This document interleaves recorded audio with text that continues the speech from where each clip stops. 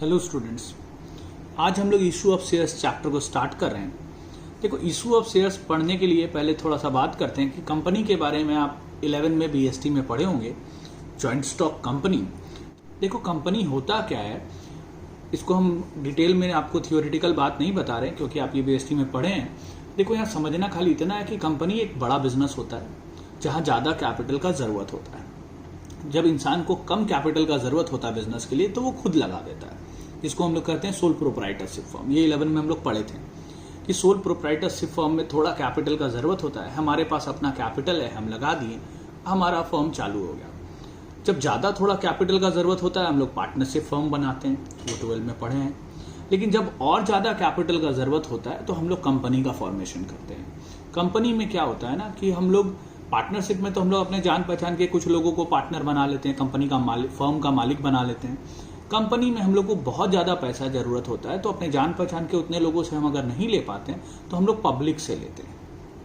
ठीक है, पब्लिक से कैसे लेते हैं इसको समझना। जैसे मान लो एक छोटा एग्जाम्पल हम लेते हैं, हम बड़ा अमाउंट नहीं ले रहे हैं, कि हमारी कंपनी को स्टार्ट करने के लिए हमको 10 लाख रुपए कैपिटल की ज़रूरत है। ठीक है, तो हम ये 10 लाख रुपया कैसे लेते हैं, तो इस 10 लाख को हम ऐसे नहीं करते हैं कि किसी से बोले तुम 1 लाख दे दो, किसी को बोले 10,000 दे दो, किसी को बोले 50,000 दे दो, ऐसे नहीं। ये 10 लाख का छोटा छोटा टुकड़ा कर लेते हैं। मान लो 10-10 रुपया का टुकड़ा कर लिया तो टोटल 1 लाख नंबर ऑफ टुकड़ा बना। ठीक है, टुकड़ा मतलब अंश, अंश को ही हम लोग शेयर्स बोलते हैं, यानी ये 1 लाख शेयर्स बन गया। 1 लाख शेयर्स है 10 रुपया वाला। ठीक है, अब इस 1 लाख शेयर्स को हम पब्लिक को बेचते हैं, कि हम पब्लिक को इनवाइट करते हैं कि आप मेरी कंपनी का शेयर्स खरीदो। ठीक है, जैसे स्कूल में प्रोस्पेक्टस इशू होता है ना, वैसे कंपनी का भी प्रोस्पेक्टस इशू होता है। एक स्कूल मान लो 11 क्लास में बच्चों का एडमिशन लेती है तो वो क्या करती है, ऐसा थोड़ी घर घर जाती है बोलती है कि मेरे यहाँ बच्चे भेज दो, 11 में जो भी बच्चा है मेरे यहाँ भेज दो, ऐसा तो होता नहीं है। स्कूल एक प्रोस्पेक्टस इशू करती है, जिसको एडमिशन लेना होता है वो जाके फॉर्म भरते हैं और उसके बाद स्कूल के ऊपर डिपेंड करता है वो उन बच्चों को एडमिशन लेगा कि नहीं लेगा। उसी तरह कंपनी में भी होता है।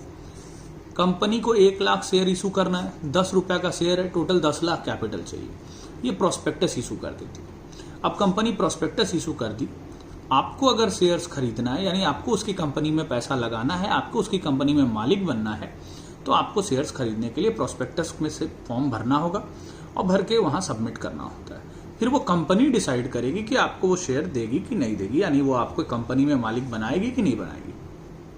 ठीक है, तो कंपनी अपना पहले डिसाइड किया कितना शेयर उसको चाहिए, मतलब कितने रुपए चाहिए कैपिटल, उसको एक डिनोमिनेशन बनाता है, 10 रुपया 100 रुपया जो भी, उससे डिवाइड कर लिया, आ गया 1 लाख शेयर्स। अब ये 1 लाख शेयर पब्लिक को वो इशू करता है 10 रुपया करके। अब जिसको शेयर खरीदना है, यानी जिसको उस कंपनी में मालिक बनना है, वो शेयर के लिए अप्लाई करता है। कंपनी चाहे तो शेयर अलॉट करेगा, चाहे तो नहीं भी कर सकता। ठीक है, ये प्रोसीजर है। और ये 10 रुपया भी कंपनी जरूरी नहीं है एक बार में ले, इसको भी इंस्टॉलमेंट में ले सकता है। तो मान लो ऐसा लिख दे कि हम लोग एप्लीकेशन के साथ 3 रुपए लेंगे, फिर उसके बाद अलॉटमेंट में जब आपको अलॉट करेंगे तो और 2 रुपया मांग लेंगे। फिर उसके बाद अलग अलग कॉल्स भी कर लेते हैं। अगर 2-3 कॉल होता है तो लिखते हैं first call, second call, third call.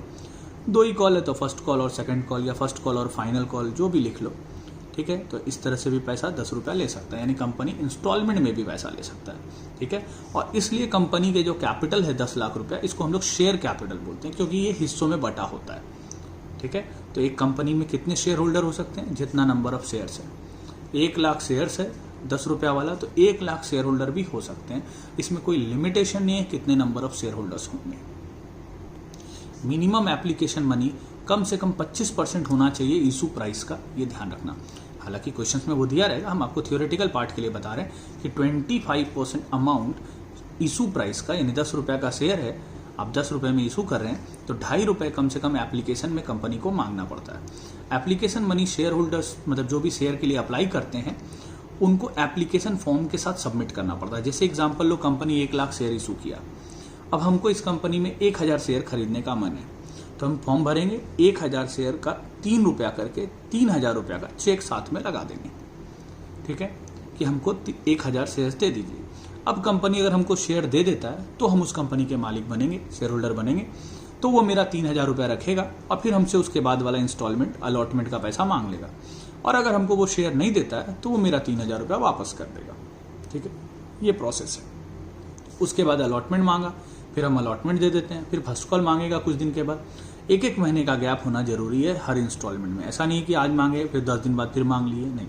Company अगर अलॉटमेंट मांगी है तो कम से कम 1 महीने बाद ही फर्स्ट कॉल का पैसा मांगती है। अब हम लोग को इस पूरे चैप्टर में इसका जर्नल एंट्रीज पढ़ना है कि कंपनी जो शेयर इशू करती है तो उसका जर्नल क्या होता है। तो इसी को एक क्वेश्चन के रूप में समझ लो। मान लो 1 लाख शेयर इशू किए, 10 रुपया का शेयर है, एप्लीकेशन में 3 रुपए लेते हैं, allotment 2, first call 3, second call 2। Company prospectus issue करती है। प्रोस्पेक्टस इशू करने का कोई जर्नल नहीं होता है। उसके बाद कंपनी के पास पैसा आता है, वहां से जर्नल शुरू होता है। यानी सबसे पहले एप्लीकेशन का पैसा मिलता है, वहां से जर्नल शुरू होता है। लिखेंगे bank account debit to equity share application. अब देखो यहाँ एंट्री तो होना चाहिए bank account to share application. Company का 2 तरह का शेयर होता है, equity share and preference shares. तो अगर कुछ नहीं लिखा रहा है तो हम लोग उसकी इक्विटी शेयर्स मानते हैं, तो इक्विटी शेयर एप्लीकेशन लिख देना चाहिए। तो bank account debit to equity share application account. 1 lakh share issue की, एप्लीकेशन में 3 रुपए, हम लोग मान ले रहे हैं कि सारा पैसा मिल गया एक बार। ठीक है, नहीं मिलने वाला बात आगे पढ़ेंगे, पहले सिंपल पढ़ते हैं। तो 1 लाख शेयर है, 3 रुपया करके पूरा मिल गया, तो कंपनी के पास 3 लाख रुपया आया। तो इसका एंट्री होगा bank account debit to equity share application account. ठीक है, नरेशन जरूरी है, जहां जर्नल वहां narration. Being share application money on 1 lakh equity shares at the rate ₹3 per share received. तो शेयर एप्लीकेशन मनी 3 रुपया करके मिला। अब ये पैसा कंपनी के पास आ गया। अब कंपनी इनको शेयर्स अलॉट करेगी। जैसे शेयर अलॉट करेगी, इन सारे एप्लीकेशन के अमाउंट को अपने कैपिटल में ट्रांसफर करेगी। जब तक शेयर अलॉट नहीं करेगी, इसको कैपिटल में ट्रांसफर नहीं कर सकती, क्योंकि अब जब तक उनको शेयर्स नहीं दे रहे हैं तब तक ये पैसा आपका कैपिटल है ही नहीं। एप्लीकेशन आया, अगर आप नहीं देंगे तो पैसा वापस करना पड़ेगा। जब आप शेयर्स अलॉट करेंगे उनको, तभी ये पैसा कैपिटल में ट्रांसफर होगा। तो अब ये ट्रांसफर कर दी, एंट्री होगा equity share application to equity share capital. Application का 3 लाख रुपया आया था, उसको कैपिटल में ट्रांसफर कर दिए। तो देखो एक्चुअल में पैसा कैपिटल का आया, इक्विटी शेयर एप्लीकेशन कट जाएगा, बचेगा बैंक टू शेयर कैपिटल। ठीक है, तो पहले इक्विटी शेयर एप्लीकेशन में ट्रांसफर किए, फिर उसको कैपिटल में ट्रांसफर कर दिए। अब जैसे उसको शेयर अलॉट किए, आप इसको ऐसे को कैपिटल में ट्रांसफर कर देंगे और उसके बाद उससे सेकंड इंस्टॉलमेंट यानी अलॉटमेंट का पैसा मांग लेंगे। ठीक है, नरेशन बहुत जरूरी है, ध्यान रखना। पहले हम किए being share application money on 1 lakh equity share at the rate ₹3 per share receive. दूसरा वाला लिखिए being share application money transfer to share capital account. Narration में कोई खास बात नहीं है, आप मिलता जुलता कर लेना, लेकिन नरेशन करना जरूरी है। अब सेकंड इंस्टॉलमेंट यानी अलॉटमेंट का पैसा मांगेंगे। अलॉटमेंट में ले रहे हैं 2 रुपया करके, तो 1 लाख शेयर का 2 रुपया करके, तो होगा equity share allotment to equity share capital. 1 lakh share 2 रुपया करके 2 लाख रुपया। नरेशन कर देंगे being share allotment money on 1 lakh shares at the rate ₹2 per share due. ठीक है, देखो फॉर्मेट जर्नल का जरूर बनाना, जहां भी जर्नल वहां नरेशन वहां फॉर्मेट। बिना फॉर्मेट के आपको एग्जाम में नहीं बनाना, हम ऐसे ही बना दे रहे हैं, आप एग्जाम में बाकायदा फॉर्मेट जर्नल का बना के बनाइएगा।